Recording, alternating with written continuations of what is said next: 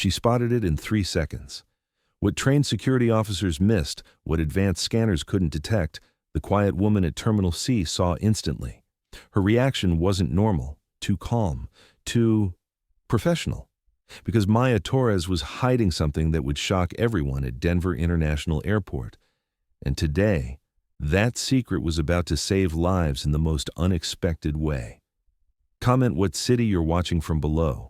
And if you believe the most dangerous people are often the quietest ones, hit subscribe. Because what you'll learn in this story will make sure you never look at ordinary people around you the same way again. Maya Torres was 34 years old, 5 feet 5 inches, Hispanic, and one of the most invisible employees at Denver International Airport. She'd been working the Terminal C security checkpoint for 5 years, arriving at 6 a.m. every morning, checking passports, inspecting bags, and quietly returning home at 6 p.m. Passengers didn't even notice her. Colleagues simply called her Maya. To management, she was just a name on the shift schedule. Who Maya was, her background, her life experiences, none of it mattered to anyone. The airport was the perfect hiding place for Maya. Routine, predictable, anonymous. Every day she followed the same procedures, performed the same checks, encountered the same people. No one expected her to do anything unexpected. But Maya's habits contained details that careful eyes might notice. In her bag, she carried strange items beyond standard security equipment, specialized communication devices, sensitive scanning tools, small electronic detectors. During her breaks, Maya would mentally map every corner of the terminal. Emergency exits, security cameras, air circulation systems, electrical panels. She knew them all. But no one ever asked why she knew them. Most importantly, Maya's eyes. Not normal security guard eyes, but eyes trained to scan for potential threats, as if these eyes had been trained to analyze much more complex, much more dangerous situations. That Thursday morning at 9:23 a.m., Maya stood at her usual position at the Terminal C security checkpoint. Passengers were lining up for the 10:15 flight from Denver to Los Angeles. Maya was doing her routine, checking passports, scanning faces, observing behavior patterns. But this morning, something was different.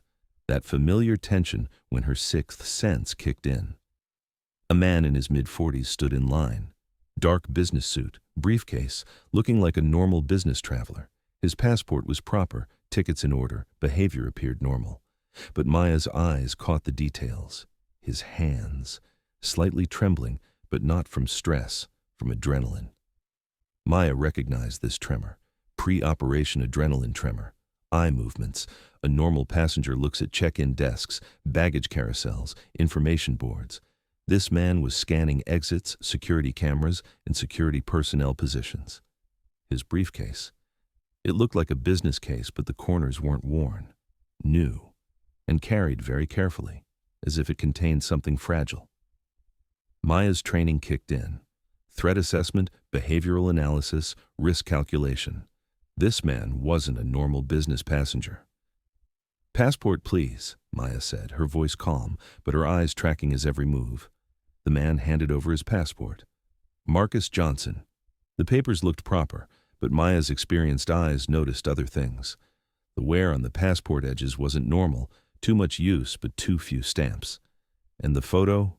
It seemed to have been changed very recently. "Business travel?" Maya asked, appearing like standard procedure, but actually testing the man's reaction.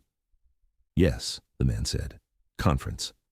But as he answered, his eyes didn't meet Maya's. He seemed to be scanning something across the terminal, as if calculating the number and positions of security guards. Maya's heart raced. The instincts she'd suppressed for 5 years were coming back. This man was dangerous. Maya let the man through but continued surveillance. For 5 years, she'd suppressed these instincts, focused on acting like a normal security guard. But today was different. This man was a real threat. When she took her break, Maya followed him. Marcus Johnson had headed to gate B12, but that wasn't the gate for the Los Angeles flight. B12 was international flights. Alarm bells were ringing in Maya's mind. There were passengers who went to wrong gates, but this man didn't look lost. He was intentionally going in the wrong direction. She found him in the cafeteria, sitting at a corner table, guarding his briefcase very carefully while talking on his phone. Maya got close enough to listen. "Yes, I'm in position," he was saying. "Terminal C, Section B. Security is light, minimal staff." Maya's blood ran cold. This man was definitely not a normal passenger. "I'll start at 11:30. Lock down the exits. No one moves." Maya stepped back. From her bag, she pulled out a small device, small enough that no one would notice. A security communication device she hadn't used in 5 years but always carried. But who would she call? Normal airport security couldn't handle this level of threat. And if she was wrong, 5 years of careful anonymity would vanish instantly. Two voices warred in Maya's mind. Old Maya, the CIA operative, commanded immediate action. New Maya, the security guard, wanted to keep hiding. But then she saw the people in Terminal C. Hundreds of innocent people, families, children, elderly, none of them aware of the approaching danger. Maya made her decision. Old Maya was coming back. Maya went to the restroom and looked at herself in the mirror. The old identity she'd suppressed for 5 years was slowly returning. From her bag, she pulled out her special equipment, mini camera, audio recording device, emergency communication system. She'd hoped never to use these. When she returned to Terminal C, Maya's posture had changed. She wasn't just a security guard anymore. She was a CIA operative. She found Marcus Johnson again, Gate B12 area, now talking to another man. The second man was also suspicious, too tense, too careful, too prepared. Maya approached using professional surveillance techniques. She activated the audio recorder. 20 minutes, the second man was saying. Terminal security will be at shift change, weakest moment. When will you cut communications? Marcus asked. 11:28. You can start 2 minutes later. Maya's worst-case scenarios were proving correct. This was a coordinated attack. But what kind of attack? And how many people were involved? Maya continued following them. A third man appeared, then a fourth. There was at least a 4-person cell in Terminal C.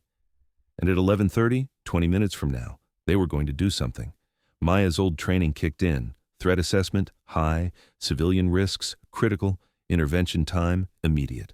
But Maya was alone, and still officially just a security guard. She pulled out the emergency communication device, the line she hadn't used in 5 years but had always kept active. "Control, this is Raven," she whispered, using her old call sign. "Priority Alpha situation." The voice on the other end immediately recognized her. "Raven, you were dead. You've been missing for 5 years. No time to explain. Denver International, Terminal C coordinated attack, 4 operatives, 11:30 target time. Need immediate backup. Sending teams, ETA 45 minutes. Too late, I'm intervening. Raven, you're not active. Stand by." Maya shut off the device. 45 minutes was too long. The people in Terminal C couldn't wait that long. Maya Torres was disappearing. Raven was coming back. Maya mentally visualized Terminal C's layout. 4 attackers, probable targets, best intervention points. Her old training was coming back as if she'd never forgotten it. Her colleague David was continuing normal checks nearby. Maya approached him. "David, listen to me. Very carefully, I want you to watch this man," she said, pointing to Marcus Johnson. "He's acting suspicious." David was surprised. "Maya, you never talk like this. What's happening?" "Security threat. Please just do what I'm asking." The authority in Maya's voice surprised David, as if the person speaking was completely different. 11:25. 5 minutes left. Maya pulled her final equipment from her bag, a small, powerful electronic jamming device. It would cut the attackers' communication systems. But first, she needed to learn their plans completely. She observed Marcus Johnson and his team one last time. 4 men positioned at 4 different points in the terminal, moving in coordination. At 11:27, Maya activated the jamming device. The attackers' radios suddenly stopped working. No panic, but confusion. The plan was disrupted. Marcus Johnson looked at his phone, saw it wasn't working. He looked around, realizing something was wrong. Maya's heart nearly stopped. Marcus's eyes settled on her, and in that moment, Marcus understood who he was facing. "David," Maya whispered quickly, "call airport security now. Code red. Evacuate Terminal C." "Maya, you... Do it now!" David had never heard the command tone in Maya's voice, but he obeyed immediately. Marcus Johnson and his team now had to change plans. Instead of following normal protocols, they would have to act immediately. And Maya was ready. At 11:29, everything started. As Marcus Johnson pulled something from his briefcase, Maya moved. 5 years of suppressed muscle memory kicked in, gliding through crowds, neutralizing threats, protecting civilian lives. She'd done all of this thousands of times. "Everyone down!" Maya shouted, her voice carrying military authority. People in the terminal were shocked. This voice was very different from a normal security guard's voice, command tone, full of authority. She approached Marcus. The man was trying to sabotage the terminal's communication system with a device from his briefcase. "Stop!" Maya said, but when Marcus turned to look at her, he now saw someone different facing him. "Who are you?" Marcus asked. "Your worst nightmare," Maya said. Maya's movement was so fast that Marcus couldn't react. The combat training she'd hidden for 5 years suddenly emerged. She neutralized Marcus's device, took him down, and secured him with plastic zip ties, equipment standard security guards don't carry. People in the terminal watched in shock. The quiet security guard Maya had suddenly transformed into a professional operative. "David!" Maya shouted. "Do you see the other 3 men? We need to stop them." David was still in shock. "Maya, how did you—" "Questions later. Start evacuation protocol now." The second attacker was approaching from the other end of Terminal C. Maya saw him, but there were hundreds of civilians between them. Maya moved through the crowd, directing people to safe areas with each step. Movement patterns, threat assessment, civilian protection, everything came back automatically. When she confronted the second attacker, the man couldn't understand who Maya was. A small, quiet security guard didn't appear to be a threat. That was his mistake. Maya neutralized him, took his device, and secured the area. 2 attackers down in 2 minutes. But there were still 2 more. Terminal C was sounding alarms. Airport security was coming, but Maya wasn't waiting. She needed to find the 3rd and 4th attackers. Her colleagues were now looking at Maya differently. They didn't know who she was, but it was clear she wasn't a normal security guard. "Maya," said Supervisor Johnson as he arrived, "what's happening?" "How did you—" "No time to explain," Maya said, her eyes still scanning the terminal. 2 more attackers, locked down the north and south exits. "Maya, are you standard personnel?" Maya stopped and looked at the supervisor. There was nothing left to hide. "Agent Maya Torres, CIA Operations Division, retired." Supervisor Johnson's mouth fell open. "CIA, you're our cafeteria security guard." "Both are true," Maya said. "But right now, terminal security is the priority." The 3rd attacker was found in Gate D area, but this time he was prepared.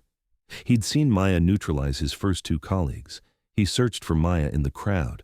The small woman had become a major threat. When Maya found him, the man was ready. He was a professionally trained combatant. It wouldn't be as easy as the first 2.